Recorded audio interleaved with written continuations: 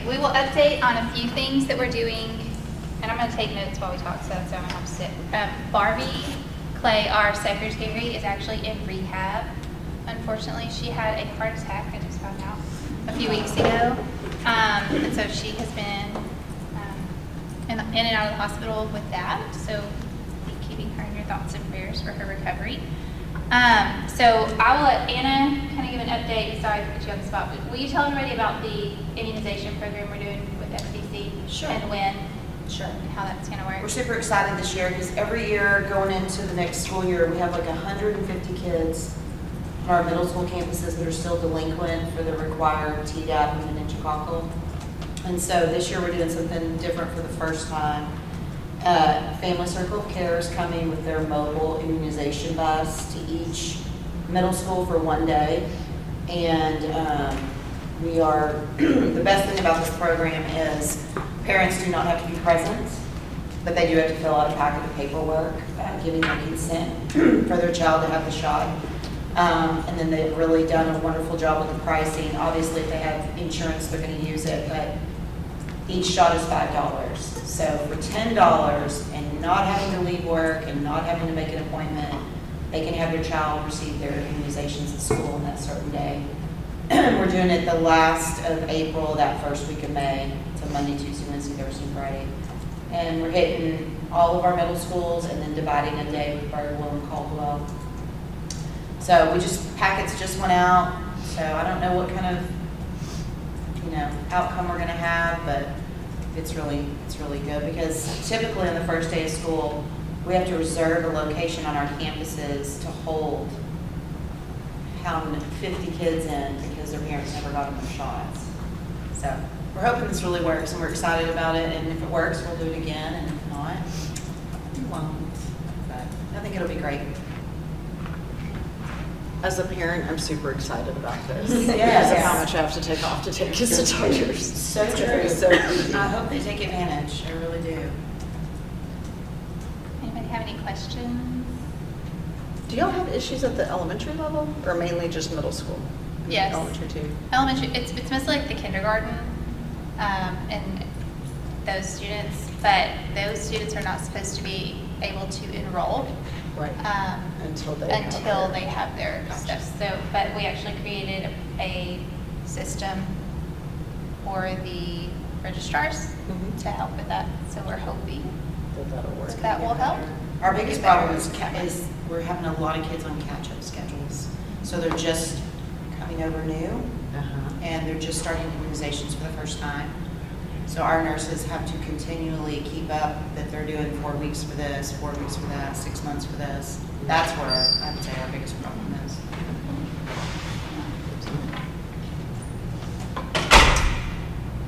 Okay. Anybody else have anything going on?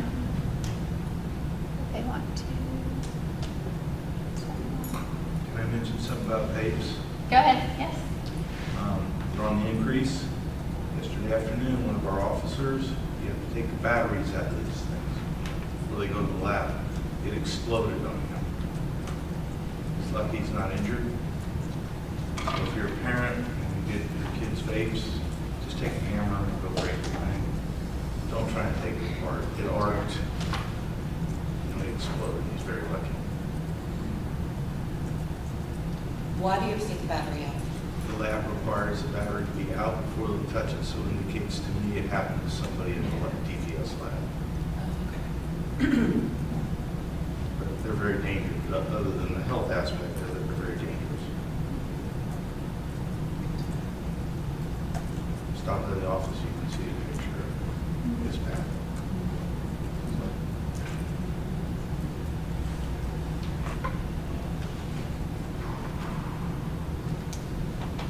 Okay.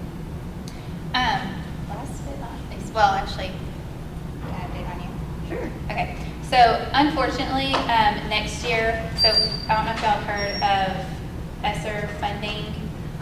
We've had it for 3 years. It was our federal funding that was given to all school districts in Texas because of COVID, and we were able to fund different programs and things. So one of those programs was our staff wellness program that included Kristen.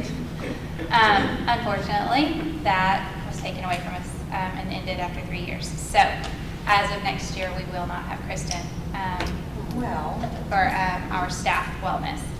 So we are extremely sad about that. And so next year, we will only have our app for our staff,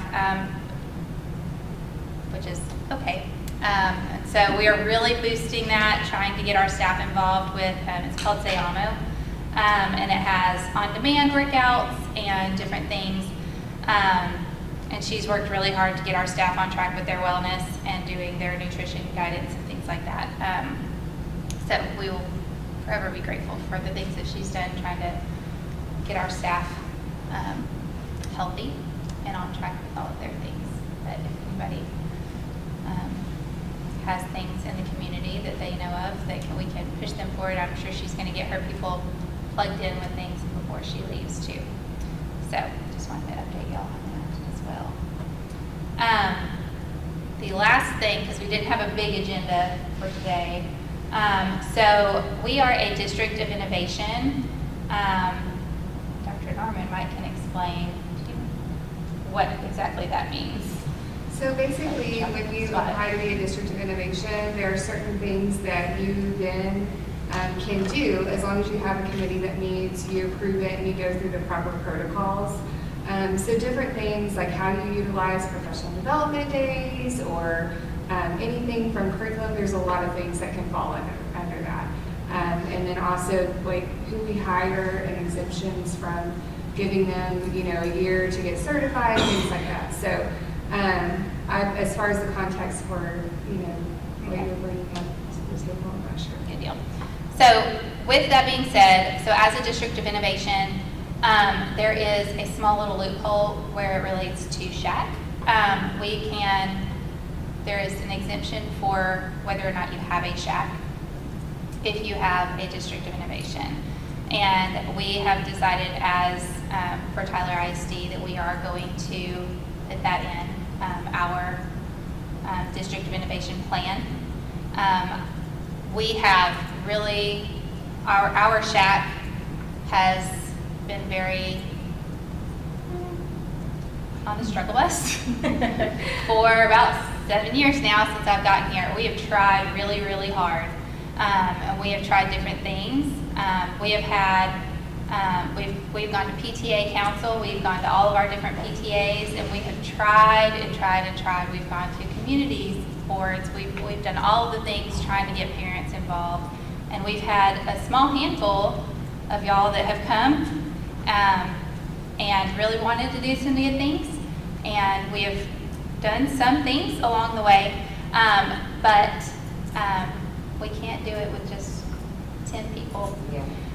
So with that thing, with the loophole being there, and when we put it into our district of innovation plan, that being said, we do still have to have it written in so that when we do our health curriculum adoption, if we choose to change it at any point, we have to write it in how we will go about that adoption, and so we will write that in. And so it will probably have some parent involvement, so we have to present it to parents and everything, so parents will not be left out of that process, so you can rest assured that that will still be there. And so I just wanted to let y'all know that that is going to be written into that plan. What is the impact on this committee in that regard? Is it just dissolved into it, Yes. basically? And so it will meet, not quarterly, not that. Correct. The SHAC will dissolve, Yes. and then as we need to bring about health curriculum adoptions and things like that, where the legislature says we have to, then at that point we will post meetings and say, okay, we need a parent committee be brought together for that purpose, or whatever plan the district of innovation plans to do. And at that point we will post those things or send out notifications to parents of how we will adopt those certain things.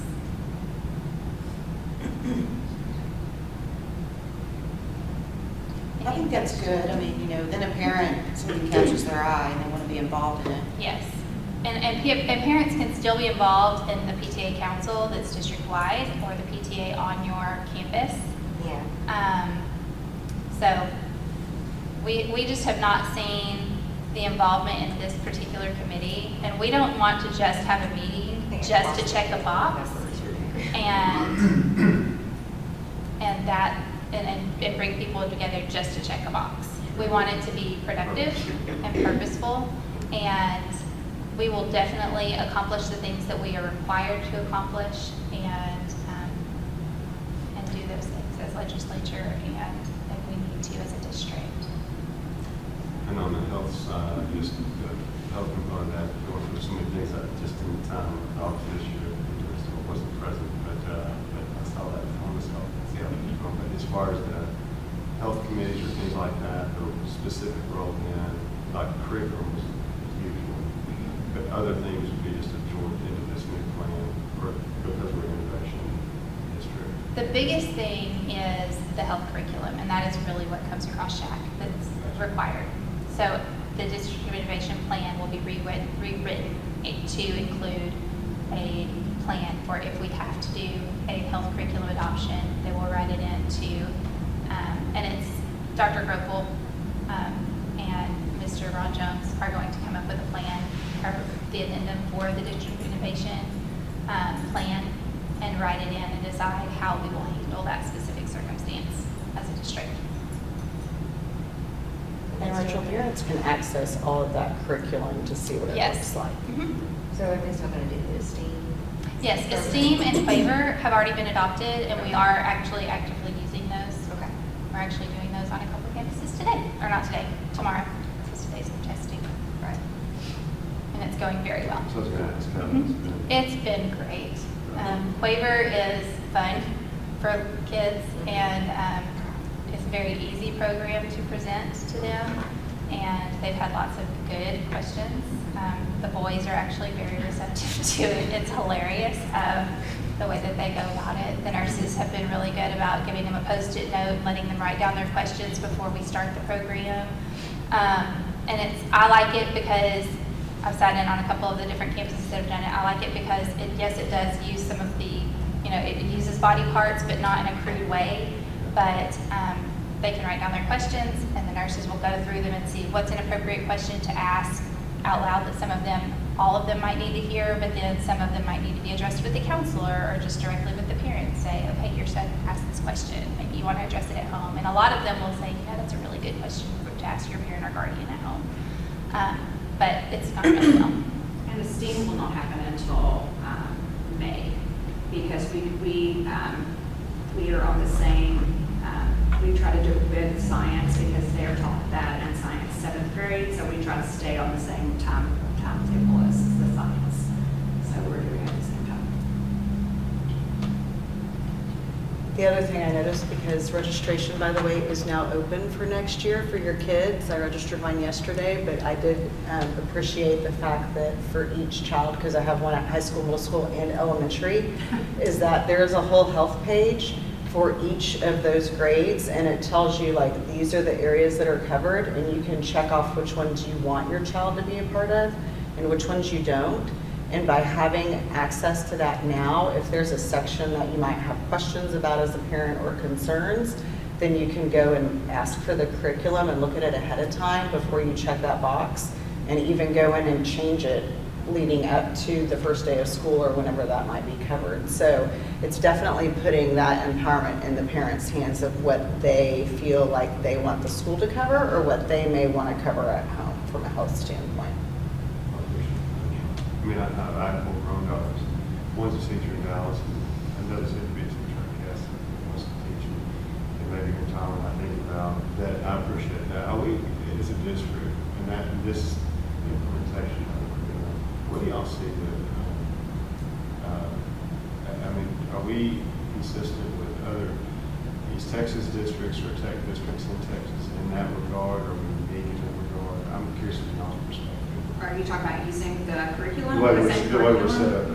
currently. I mean, it feels like we're unique to some for sure. As far as East Texas, they all do it a little different. I would say that some of them have people that come in and teach it. We're not, and then we also have a lot that are using the STEAM as well. I'm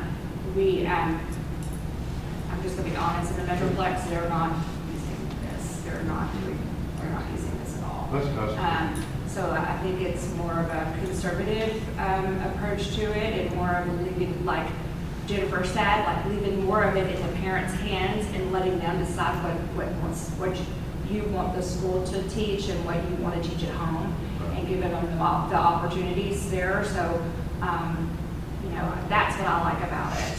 And we made it, working with Kevin Bogue, who does all this stuff on the registration side of it, we really wanted it to where parents could see it up front and they could make those decisions, and they could decide what they wanted. We're not hiding anything from them. Whatever they're seeing is what we're teaching. And so that was really important, especially that, because, that's an important thing of whether you want to teach that at home or you want to hear from it at school, It's not math. On the registration page, like especially on the elementary, there's a link Yeah. where the parents can click on it and go into Quaver and see the lessons. Well, I recall that's, I'm trying to recall the memory of how that was structured, was really give the parents the opportunity if they were invested. Now, the one flip in this generous discussion, I said, I have 4 daughters, and I said, my baby daughter, she's a Western teacher. She decides to sound that track. But in that regard, a distinctive for us would be that if the parent does not opt in, then they're opted out. Yeah, but the way that Esteem has covered it now is we had kiddos that, unfortunately, the parents just weren't reading it, they didn't care, so they didn't opt them in. And so basically they were getting nothing, and I hate to say it that way, but they were getting nothing at that time. So Esteem came up with another book that covers healthy eating, those kind of things. So during the time that the kids that were doing that book number 2, which is the human sexuality book, these other kids have other things that they could be learning about that's just normal health issues. So we have another step that we could include those kids in as well. It's not Right, well, it's, in other words, they're getting their health stuff, and it's not like a punishment for the kids that are opting in. We don't want it to be a punishment that they're opting in, so they're able to do both things. So we have a book 1, book 2 type thing. Y'all probably work too. And like I said, as a parent, I'll echo that too. I'm in favor of that ability to go select that. If you'd like to see it, I pulled it up for you, but this is what it looks like. It's a whole separate form that you fill out, and then it's broken down, and you can just check which ones you want. So you don't have to check all of them. You can pick and choose. It's not an all or nothing, but it is a page that it's a form you have to fill out in order to complete the registration. That's what I was going to ask you. It does make you fill it out before you go to the next page. Yes, it does. And it just says, check each topic you want your child or your student to receive. And then you have to check a box that says you indicate that you have reviewed the selections above. And it also says, if you wish to have detailed information about the material for these units, you may preview it here. So you can preview the material before you even check the boxes. So that's also, and it does talk about, it says, as a part of I just pulled up my high schoolers. As a part of our high school health curriculum, the STEAM curriculum will teach students about the human reproductive system, abstinence, and human sexuality. Most students take health in 9th grade, but some students may have this in a later grade level depending on their individual schedule. Your selections are applicable only if your student will be taking health this school year. And then you can also get a printed copy from the campus. So it really does go in, and it even says human sexuality education begins at home. You are your student's primary educator, and you're the most important influence on your student's health standards. The STEAM lessons are designed to reinforce what you teach at home. So again, leaving that in the hands of the parents, which we know is what parents are wanting, but also helping those that may not have the capability or the understanding of how to approach some of these subjects. They'll have the opportunity to use this.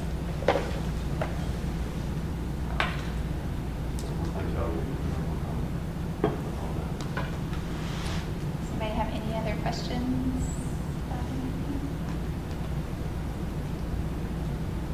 Okay. Well, then we will adjourn for today. If the District of Innovation addendum goes through, then we will send out a final email just notifying everybody. And then that will be it for our SHAC. And then going forward, we will send out district notifications for any meetings or things that we need to call. Okay? Thank you. Thank y'all.